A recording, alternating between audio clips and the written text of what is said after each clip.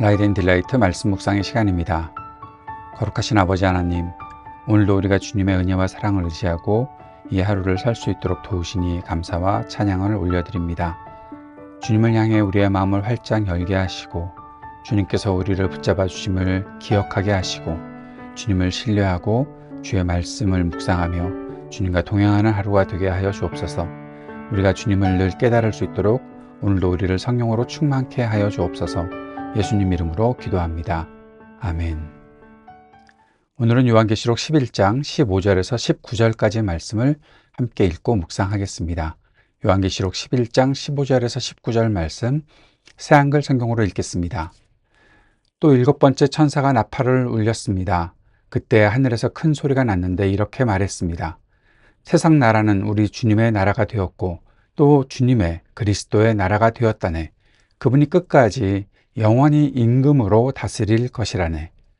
또 하나님 앞에서 자기들의 임금자리에 앉아있는 24명의 원로들이 자기들의 얼굴을 땅에 대고 엎드려 하나님께 절했습니다. 그러면서 말했습니다.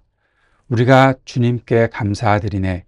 오 주 하나님, 전능하신 분, 이제도 계시고 전에도 계셨던 분, 주님께서 주님의 큰 능력을 잡으셔서 임금이 되셨기 때문이라네.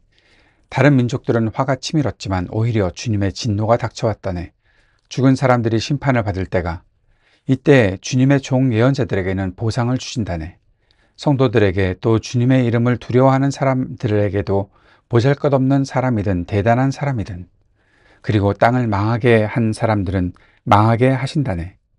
그러자 하나님의 성전 곧 하늘에 있는 성전이 열렸습니다. 그리고 하나님의 성전에 있는 하나님의 언약 상자가 보였습니다.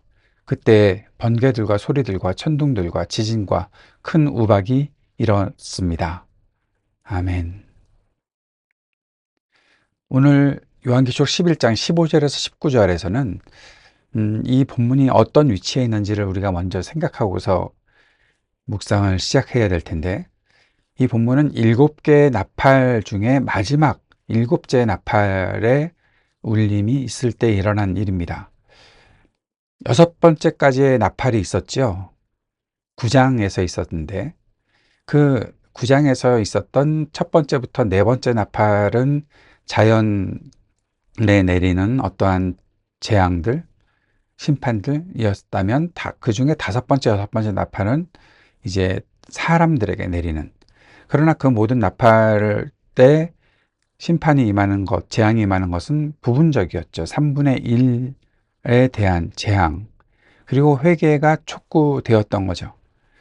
회개가 계속해서 촉구됨에도 불구하고 9장에서는 사람들이 회개하지 않음으로 끝나는 것을 우리가 볼 수 있었습니다. 11장 15절에서 19절은 똑같이 나팔, 이번에 7번째 나팔이죠. 그런데 똑같은 나팔이지만 초점이 이렇게 새로운 어떠한 재앙의 묘사가 아니라 왕권 선포, 또 예배, 언약의 재현에 있다는 것을 우리가 보고서 이 본문 말씀을 묵상하기를 바랍니다.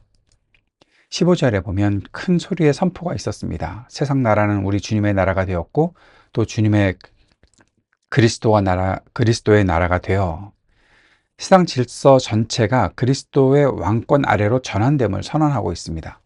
여기 나오는 되었다라는 것은 완료된 보도처럼 들리지만 계시록 전체 맥락에서 보면 확정된 승리의 선포다라고 보는 것이 좋겠습니다. 이미 확정된 승리의 선포, 다 되었다라는 것이 아니라요. 그 차이를 잘 이해하셔야 되는데 이미 또는 아직이라는 것으로 이해가 되면 좋겠습니다. 9장의 나팔과의 차이, 아까도 말씀드렸던 것처럼 9장에서는 경고음이었고 공포 또는 회개를 촉구하는 그런 나팔이었죠. 물론 그렇지만 거부했죠, 사람들은. 그러나 11장 15절에 있는 이 나팔은 주님의 통치를 선포하는 것입니다. 하늘 쪽에서 주님의 통치를 선언한 것이죠. 16절, 17절에서는 24장로의 응답, 그리고 예배가 나타납니다. 어제도 계시고 전에도 계셨던 분, 주님께서 주님의 큰 능력을 잡으셔서 임금이 되셨기 때문이다. 그런데 이제도 계시고 전에도 계셨던 분, 죄송합니다. 어제라고 그랬나요? 이제도 계시고 전에도 계셨던 분, 근데 장차 오실 1장 4절과 4장 8절에서는 장차 오실 분 그것이 있었는데 왜 여기선 생략되었을까요? 그것은 바로 그 장차 오신다라는 그 오심이 이미 도래했다는 것을 알 수 있습니다. 그리고 한 가지 더 보는 것은 예배는 사건의 해석이라는 거죠. 여러 가지 사건이 있었습니다. 그런데 그 여러 가지 사건을 보면서 재앙이 임하는 것들도 있었고 또 엄청난 어려움을 겪고 있었던 것을 보고 또 그 속에서 회개하지 않는 자들까지도 보았었는데 이러한 사건이 나타났는데 예배하는 이들은 그 사건들을 해석해내는 거죠. 역사 한가운데서 누가 진짜 왕인가 그것을 밝히고 주님을 예배한다는 것입니다. 이게 굉장히 우리들에게 중요한 메시지입니다. 우리의 여러 가지 일들을 보면서 우리 일상에 나타나는 일들, 그러나 그 속에서 내가 이 일들을 주관하시고 또 이 모든 것 속에서 하나님의 통치가 나타난다는 것을 알 때 그것이 우리의 신앙을 올바로 세우는 것이 되는 것인데 그것이 바로 예배는 사건의 해석이라는 거죠. 예배에 나와서 예배의 자리에서 그것을 보는 것입니다. 18절에 보면 성도가 받을 상과 악에 대한 심판이 나타나죠. 다른 민족들은 화가 치밀었지만 오히려 주님의 진노가 닥쳐왔다네. 시편 2편이 생각이 납니다. 열방의 분노 그리고 주님의 기름 부음 이 반향이 나타나고 있는 것이죠. 보상과 심판의 동시 선언이 있는 것입니다. 작고 큰 자 모두가 포함되고 숨은 충성까지도 기억하시는 주님이시다. 그러나 땅을 망하게 하는 자들 그들은 망하게 된다. 도덕적 영적 파괴뿐 아니라 창조세계 훼손까지 포괄하는 총체적 심판의 언어가 바로 여기에 나타나 있는 것입니다. 심판과 구원은 언제나 함께 있습니다. 보상과 심판도 동시에 선언된다는 것. 그것이 요한계시록의 아주 중요한 메시지이죠. 19절에서는 하늘 성전이 열리고 언약궤가 보입니다.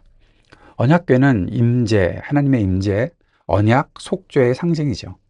포로기 이후에 보이지 않던 그 궤가 하늘 성전에서 드러났습니다.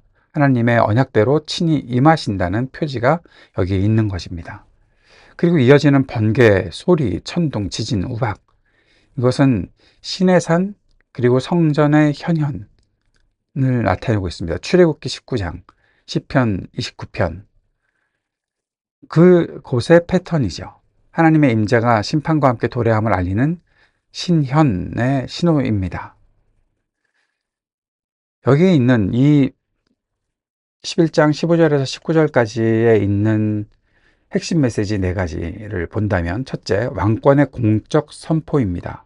마지막 나팔은 무서운 소식만이 아니라 누가 왕인가를 공적으로 선언하는 것이죠. 그리고 예배는 사건의 해석이라고 말씀드렸죠. 장로들의 찬양은 역사를 다르게 읽는 시각이 되는 것입니다. 상과 심판의 대칭. 하나님은 작고 큰 자의 충성을 기억하시고 땅을 망치는 자들을 멸하시는 분이십니다. 언약의 재현과 신현, 언약궤가 보인다는 것은 버림받지 않았음을 증거하고 있는 거죠. 번개, 천둥, 지진, 우박은 임재의 영광과 두려움이 함께 옴을 뜻하는 것입니다. 이 말씀이 당시 소아시아 교회에 주는 메시지는 무엇일까요? 로마의 영원한 도시, 그 선전 속에서 다른 왕의 복음을 듣고 있는 것입니다. 작고 약한 교회라도 하늘은 그들의 예배를 통해 왕권을 선포하신다는 것입니다. 순교와 박해 속에도 상과 보응의 약속으로 견디는 힘을 얻게 되는 것이 당시 소아시아 교회에 주시는 메시지였겠죠. 오늘 교회와 성도에게 주시는 메시지는 무엇입니까? 예배는 저항이고 정치입니다. 하나님의 통치를 드러내는 것. 성공, 효율, 이미지가 왕노릇하는 이 시대에 감사와 순종으로 다른 왕을 증언하는 것이 우리가 예배를 통해서 얻어야 하는 힘이고 지혜인 것이죠.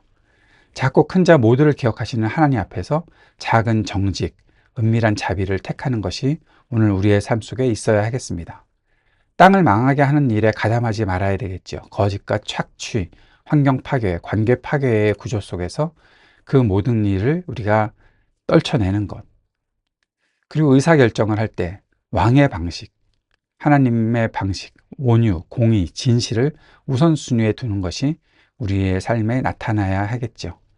언약의 시선, 두려운 징조들을 볼 때 하나님의 언약궤를 볼 수 있는 그러한 우리의 시선이 있기를 바랍니다. 그래서 오늘 말씀을 이렇게 정리해 보고 싶습니다. 교회는 예배를 통해 세상의 뉴스에 하늘의 캡션을 단다. 우리가 무엇을 보겠습니까? 무엇을 읽겠습니까? 어떻게 해석하고 어떻게 살아가려고 결심하겠습니까? 바로 하나님의 언약을 바라보고 하나님의 통치를 실현해내는 우리가 될 수 있기를 바랍니다. 주님께서 가르쳐 주신 기도 함께 드리겠습니다.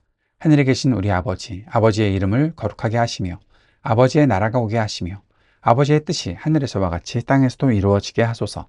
오늘 우리에게 일용할 양식을 주시고 우리가 우리에게 잘못한 사람을 용서하여 준 것 같이 우리 죄를 용서하여 주시고 우리를 시험에 빠지지 않게 하시고 악에서 구하소서. 나라와 권능과 영광이 영원히 아버지의 것입니다. 아멘.